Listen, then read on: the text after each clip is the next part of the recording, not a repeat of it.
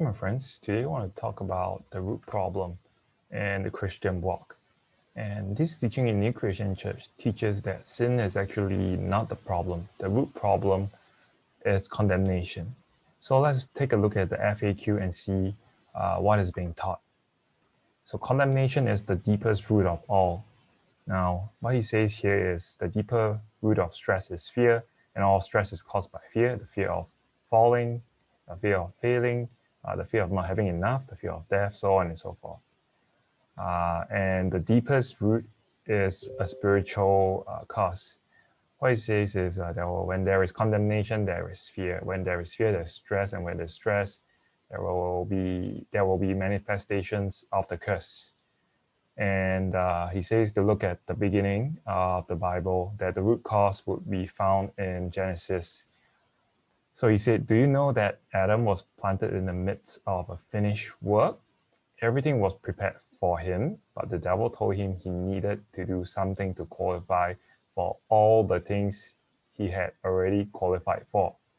The devil gave him a mistaken identity. He said, you will not surely die.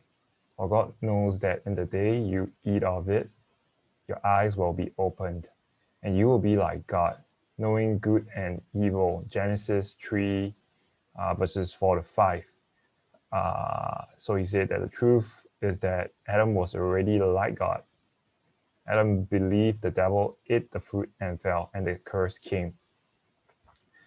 So according to what I feel and what I've read from the Bible in Genesis, there are two things that are wrong with his assertions. Number one, he says that Adam was placed in the midst of a finished work. Really? This was not the case.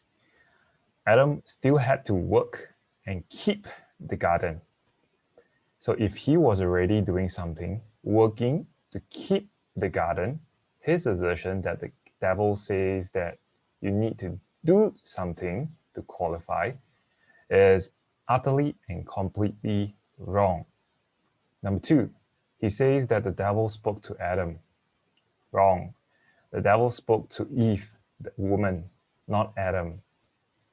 This is what the verse says. But the serpent said to the woman, you will not surely die. But what did Eve say? But of the fruit of the tree which is in the midst of the garden, God has said, you shall not eat of it, neither shall you touch it, lest you die. But this is not an accurate description of what God said. What did God say? In Genesis 2:17, but of the tree of the knowledge of good and evil, thou shalt not eat of it, for in the day that thou eatest thereof, thou shalt surely die. And in Genesis 3:11, God said again, I commanded thee that thou should not eat. So Eve was not sure of God's word. God said, do not eat, but God was silent on touching the fruit. So what I think is this: we need to know God's word so intimately, so close to our heart, so that we can discern when the serpent lies to us. This is deception at its highest level. The devil removed the fear of God by saying, you will surely not die for disobeying God. So when you remove the fear of God, you remove obedience and you introduce sin. In other words, it's very similar today. Someone says, remove the moral law. For the believer, it's okay. We are under the new covenant now. It is the finished work of Christ. The moral law is now obsolete for believers.